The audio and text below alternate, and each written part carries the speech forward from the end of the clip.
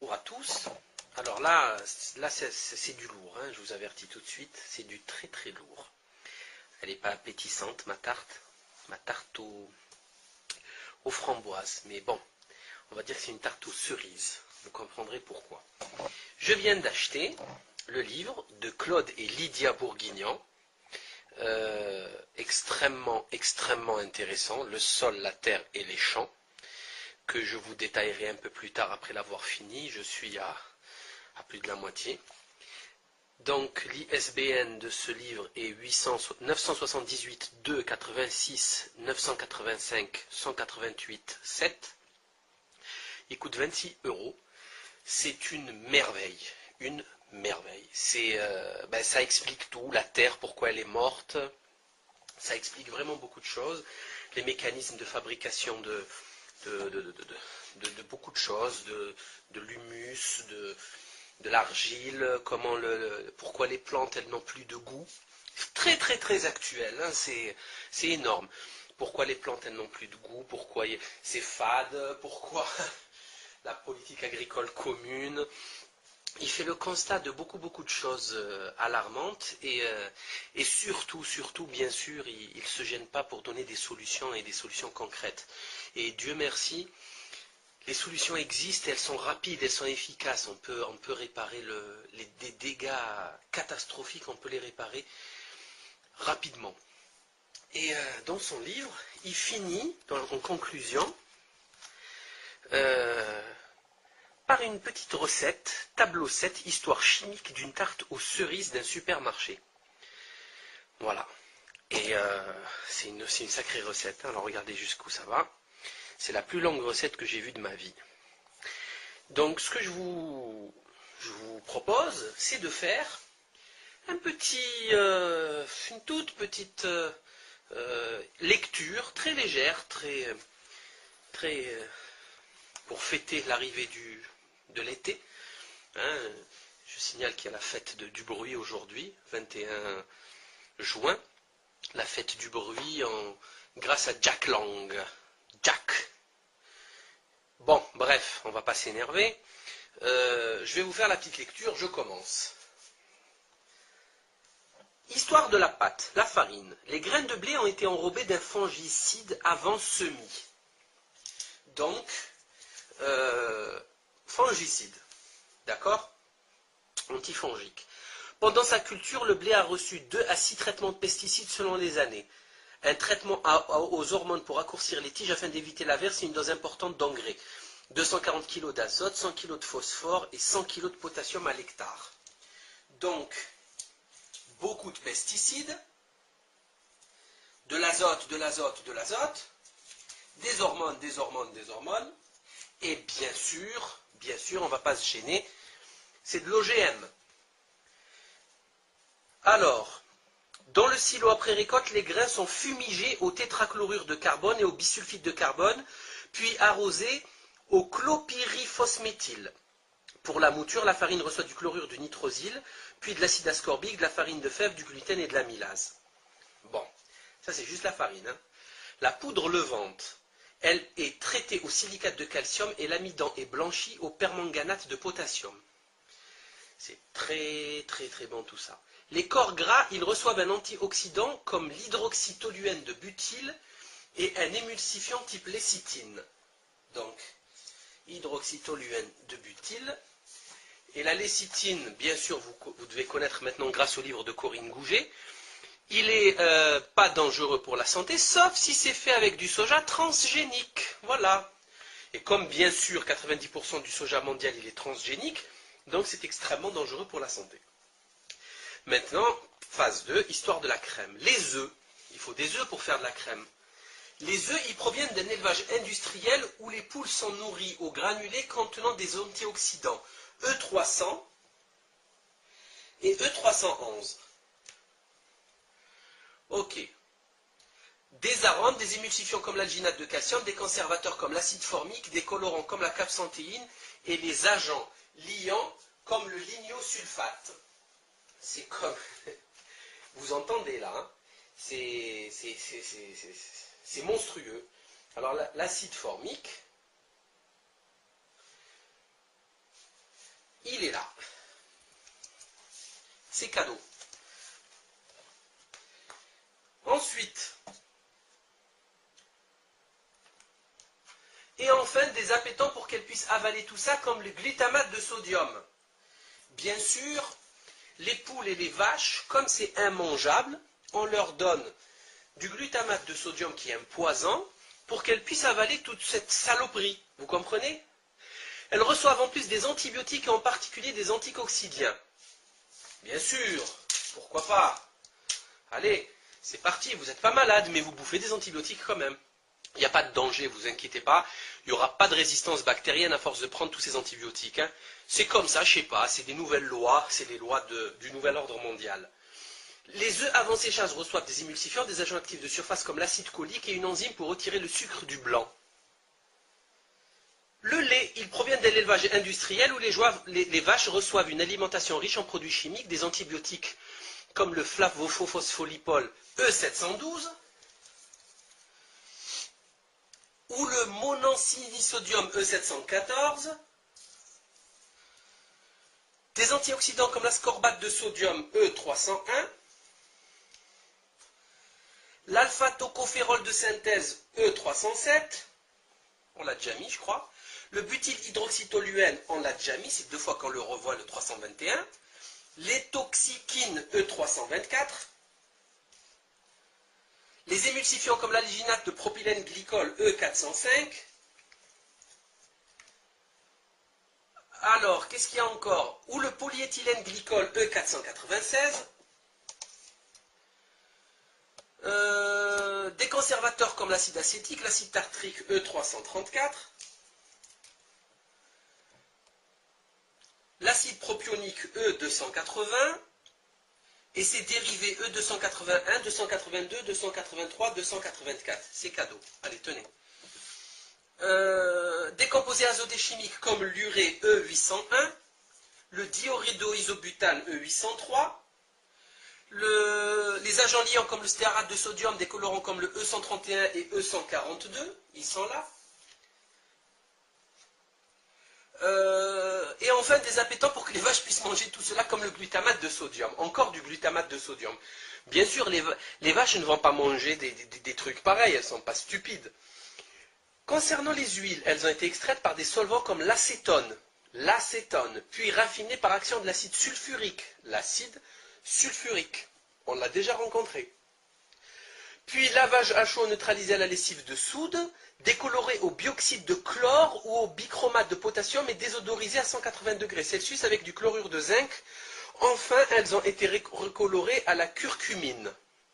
C'est-à-dire que ce n'est plus de l'huile, voilà, ce n'est plus de l'huile, c'est autre chose. Ils l'ont tellement dénaturé qu'ils sont obligés de la recolorer. La crème, voilà, la crème c'est ce qui sert de support à cette sublime tarte très appétissante. Une fois obtenue, elle reçoit des arômes déstabilisants comme l'acide alginique E400. L'histoire enfin des cerises, dans notre cas c'est des framboises, mais des cerises. Les cerisiers ont reçu pendant la saison entre 10 et 40 traitements de pesticides selon l'année. C'est énorme. Les cerises sont décolorées à l'anhydride sulfureux et recolorées de façon uniforme à l'acide carminique ou à l'érythrosine. Alors là, c'est du très très très fort. Donc elles sont décolorées. On ne sait pas pourquoi, ils décolorent les trucs. Enfin, c'est mystérieux. Ils ont un fruit rouge, c'est clair, mais ils le décolorent pour le recolorer. C'est quand même pas mal. Elles sont plongées dans une saumure contenant du sulfate d'aluminium, et à la sortie, elles reçoivent un conservateur comme le sorbate de potassium E202. Je sais pas ce qui se passe, mais là il y a un gros problème. Elles sont enfin enduites d'un sucre qui provient des betteraves qui, comme les blés, ont reçu leur dose d'engrais et de pesticides. Le sucre extrait par défécation à la chaux et à l'anhydride sulfureux, puis décoloré au sulfate de sodium, puis raffiné au norite et à l'alcool isopropylique. Il est enfin azuré au bleu anthraquinonique. Il ne nous reste plus qu'à vous souhaiter bon appétit. Bon, voilà ce que contient une tarte aux fraises Une tarte au citron, à tout ça, quoi. Voilà. C'est gravissime. Donc, je vous conseille la lecture de ce livre, et au plus vite.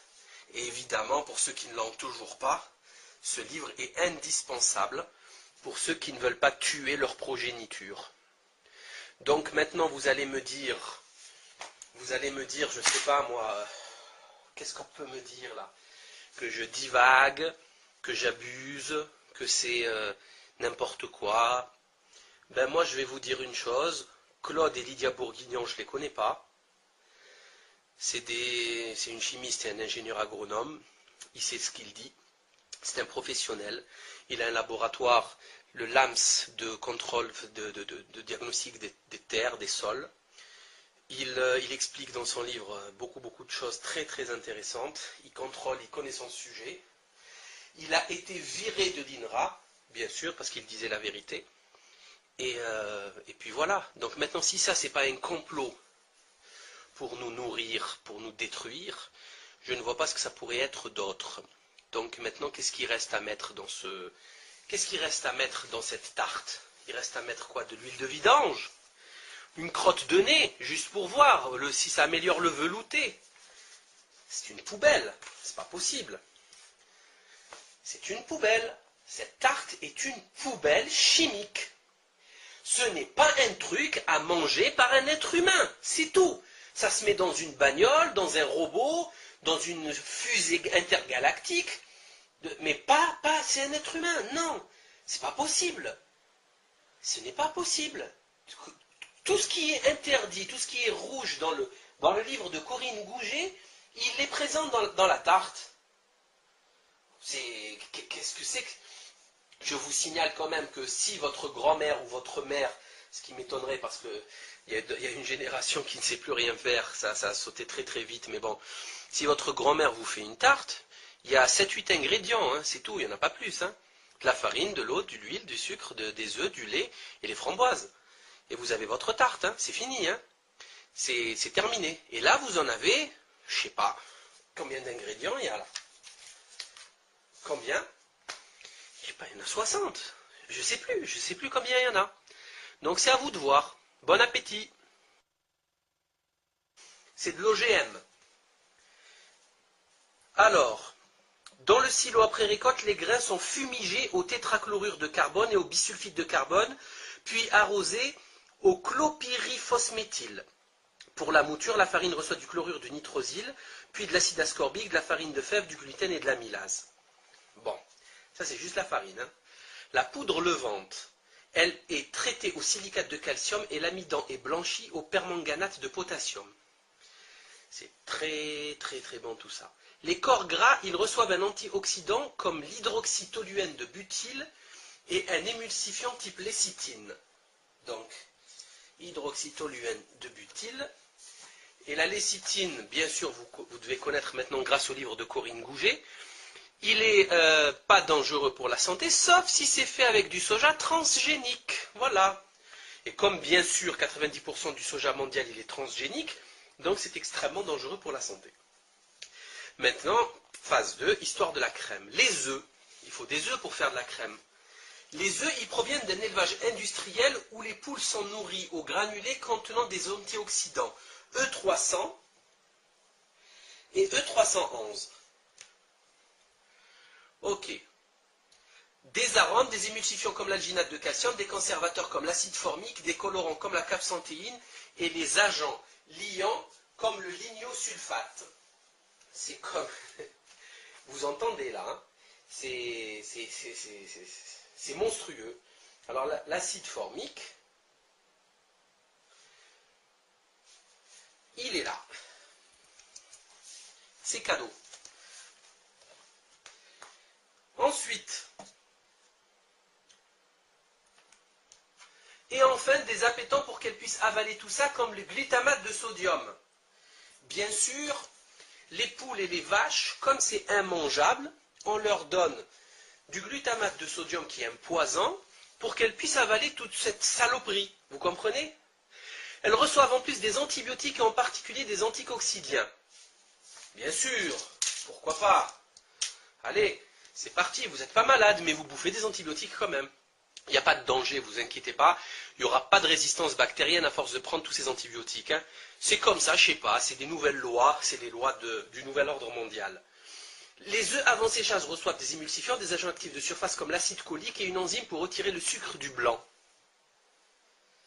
Le lait, il provient de l'élevage industriel où les vaches reçoivent une alimentation riche en produits chimiques, des antibiotiques comme le flavophospholipol E712